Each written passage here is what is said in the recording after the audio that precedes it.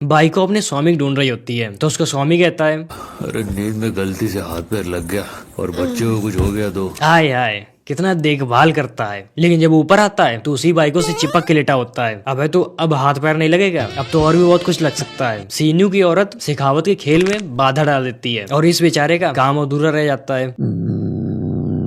फिर थोड़ी देर बाद शेखावत पता नहीं लंगड़ाते हुए क्यों चलने लगता है। अब हाँ ठीक है शर्ट ढूंढ रहा लेकिन इतनी कटाके क्यों आ रही, और अभी तो तेरी रेडबुल भी नहीं निकली, काम अधूरा रह गया था ना, तो कमजोरी किस बात की। अब खैर ये तो है ही कमजोर, इसे छोड़ो, बिना समय गवाए बढ़ते हैं पुष्पा 2 की तरफ। यहाँ पुष्पा का कंटेनर गिरता है जिससे लकड़ियां बाहर आती हैं, मतलब सिर्फ लकड़ियां बाहर आती हैं। पुष्पा कहाँ आए, फिर थोड़ी देर बाद ये चाइनीज चूचे पता नहीं कहाँ से पुष्पा को उठा के उसके पैर में रस्सी बांध के लटका देते हैं और कंटेनर से निकलने के बाद अपने पुष्पा बाबू क्या धांसू डायलॉग मारते हैं।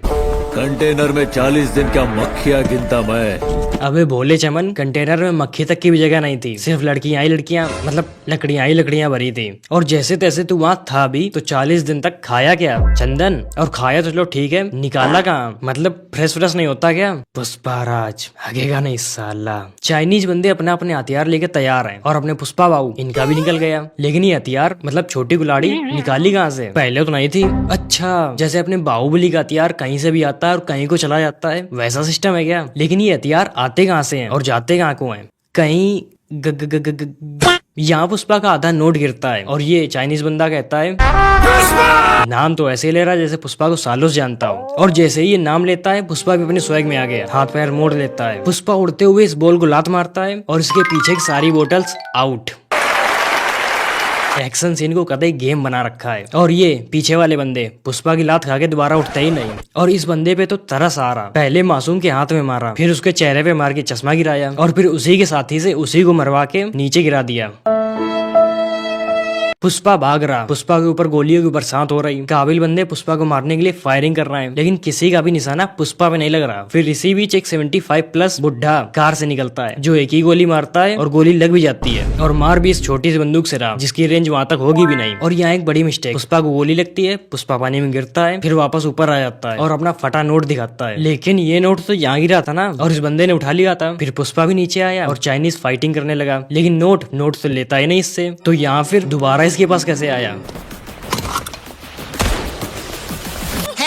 अब इस बुड्ढे का निशाना तो वाकई कमाल का है, बस गलती यहाँ हो गई कि गोली इधर चला रहा और गोली लग इधर रही। वैसे क्या तुमने सोचा था कि इतनी दूर आकर तुम जिंदा रहोगे? अब जिंदा का तो जैसा तैसा है, लेकिन ये नहीं सोचा था कि यहाँ आके घाघरा चोली पहनना पड़ेगा। मतलब इसे गौर से देखो, ऐसा नहीं लग रहा जैसे 2 साल के बच्चे को 5 साल के बच्चे कपड़े पहना दिए।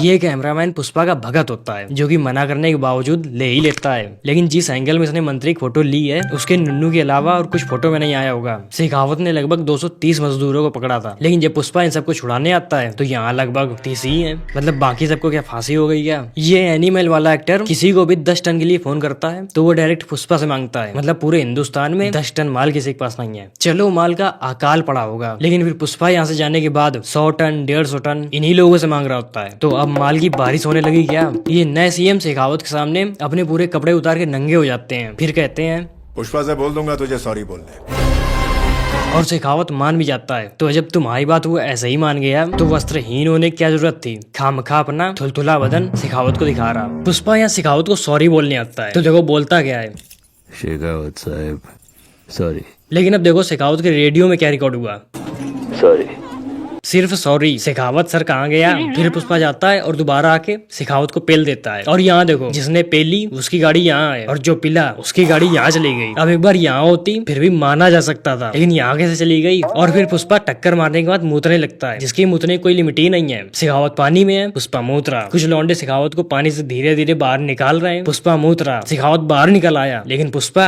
अभी भी मूत रहा। इतना सुसु लाते कहाँ से हो तुम, हमारे पास तो इतना नहीं है। अब दिख रहा है ना मैं जैसा मैं दिखना चाहिए। मैं हरगिज झुकेगा नहीं साला। हमें जब ऐसे ही दिखना था, दोबारा आके बेड़ा गर्क ही करना था, तो झुक के सॉरी ही क्यों बोला। और अब बोल रहा है झुकेगा नहीं। शेखावत सेंट्रा देखने के लिए लकड़ी काटता है और गिनती सिर्फ 2 गुलाड़ी मारता है, जिससे इतनी प्लेन और क्लीन कट जाती है जैसे आरी से काटा हो। पुष्पा की बूम बोलते ही बैलगाड़ी ब्लास्ट हो जाती है। तो यहाँ देखो बैलगाड़ी जब ऊपर होती है तो नीचे आग लगी है, लेकिन बैलगाड़ी बिल्कुल सेफ है। लेकिन जब बैलगाड़ी फिर से नीचे आती है तो उसके सारे पर खच्चे जल गए। शेखावत शेखावत पानी से निकलता है तो सर से पैर तक पूरा गीला होता है। फिर दूसरी बोट में बैठ के जरा सा आगे जाता है तो इतनी जल्दी इसकी शर्ट सूख गई। शर्ट क्या पूरा शेखावत सूख गया। शेखावत समुद्र में चंदन पकड़ने जाता है लेकिन पकड़ नहीं पाता। क्यों? क्योंकि रील बनानी थी ना। खैर सारी बोट इस श्रीलंका के बॉर्डर के आगे जाती है तो यहाँ देखो पुलिस नहीं है, मतलब दूर दूर तक पुलिस नहीं है। लेकिन जैसा ही बेचारा शेखावत रील बनाने के बाद बॉर्डर क्रॉस कर रहा होता है तो पुलिस बगल ही में खड़ी है। पुष्पा सो के उठता है, फिर बाहर जाता है। उतने ही में इनका अलग ही टंडी रोना शुरू हो जाता है। फिर पुष्पा अंदर जाता है और जाने के लिए बंदूक लेके बाहर आ जाता है। अबे 2-4 घंटे लेट चला जाता है। फ्रस तो ले। ओह सॉरी मैं तो भूल ही गया था, ये फ्रस कहाँ होता है। पुष्पा अपनी पलटन के साथ इधर से निकलता है और इधर टीवी में वही न्यूज चल रही होती है। फिर अगले ही पल टीवी में पुष्पा भी आ जाता है। मतलब अभी 2 सेकंड पहले ही तो निकल के गया था। क्या न्यूज स्टूडियो बगली में है क्या? पुष्पराज। कैमरा इधर है भाऊ। नाम काफी है, पहचान की जरूरत नहीं। ये सही है, जहाँ पुष्पा बोल रहा कैमरा उधर ही घुमा दो, क्योंकि पुष्पा तो यहाँ करोड़ों का सोफा गिरता है जो कि इतना मजबूत होता है कि गिरने से पहले ही फ्रैक्चर हो रहा। और इसकी बॉडी किस नस्ल के फाइबर से बनी है, क्योंकि लकड़ी तो ये लग नहीं रही। मतलब शूटिंग के चक्कर में एक असली सोफा नहीं तोड़ सकते। इधर पुष्पा उड़ते हुए पीछे आता है, फिर उड़ते हुए आगे आता है और इसको बंदर के बच्चे की तरह दबोच के उड़ते आगे भी निकल जाता है। और इस सीन को देखो, इस सीन में पुष्पा के पैर की रस्सी इतनी ढीली बंधी है कि अपना पैर आराम से बाहर निकाल सकता है, लेकिन नहीं निकालेगा जब तक कोई खोले ना। पुष्पा त्रिशूल मारता है तो त्रिशूल लगने से पहले ही ये चमन नॉर्मल से हल्का सा ऊपर उठता है, लेकिन त्रिशूल लगने के बाद कुछ ज्यादा ही ऊपर उठ गया। मतलब त्रिशूल ऐसे लग रहा है तो उसको सामने जाना चाहिए, लेकिन ये ऊपर जा रहा। और अगर तुम लोग भी चाहते हो कि ये वीडियो कुछ बहुत ऊपर जाए तो वीडियो को लाइक करो, और वीडियो अगर पसंद आया हो तो सब्सक्राइब भी कर दो।